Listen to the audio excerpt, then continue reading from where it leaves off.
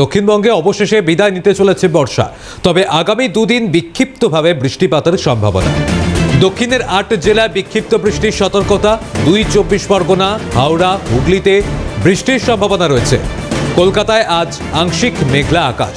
উত্তরবঙ্গে আপাতত ভারী বৃষ্টির সম্ভাবনা নেই বলেই জানাচ্ছে আবহাওয়া দপ্তর। দক্ষিণবঙ্গের অবশেষে বিদায় নিতে চলেছে বর্ষা, তবে আগামী দুদিন বিক্ষিপ্ত বৃষ্টিপাতের সম্ভাবনা রয়েছে বলে আবহাওয়া দপ্তর সূত্রে খবর। কলকাতায় আজ আংশিক মেঘলা আকাশ থাকবে।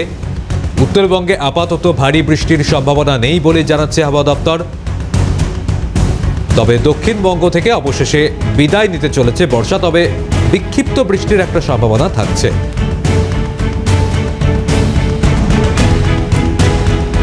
দক্ষিণবঙ্গে অবশেষে বিদায় নিতে চলেছে বর্ষা, তবে বিক্ষিপ্ত বৃষ্টি চলবে আগামী দুদিন, এমনটাই জানাচ্ছে আবহাওয়া দপ্তর। এই মুহূর্তে রয়েছেন আবহাওয়াবিদ সুজিব কর আমাদের সঙ্গে। সুজিববাবু, ইতিমধ্যেই যে খবরটা পাওয়া যাচ্ছে যে বর্ষা বিদায় নিতে চলেছে, তাহলে পরবর্তীতে বৃষ্টি কি কমে যেতে দেখা যাবে?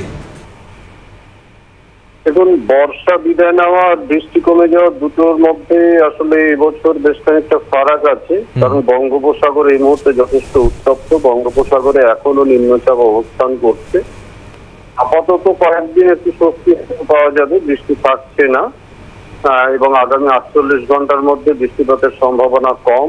টেম্পারেচার হাইয়েস্ট 32 ডিগ্রি সেলসিয়াস এবং লোয়েস্ট 24 ডিগ্রি সেলসিয়াসের কাছাকাছি থাকবে। তবে বঙ্গোপসাগরে নিম্নচাপ থাকবে এবং সেই নিম্নচাপ কার্যকরী হলে কিন্তু পুনরায় আবার বৃষ্টিপাতের একটা সম্ভাবনা আছে, এবং এবছর শীতকালেও বৃষ্টিপাতের সম্ভাবনা থাকবে। সুজিববাবু, কালী পুজোয় কি বৃষ্টির সম্ভাবনা কোনোভাবে রয়েছে? একটা বৃষ্টির সম্ভাবনা আছে, কারণ যে নিম্নচাপ এখন বঙ্গোপসাগরে রয়েছে সেটা হয়তো কালী পুজোর দিকেই সক্রিয় হতে পারে।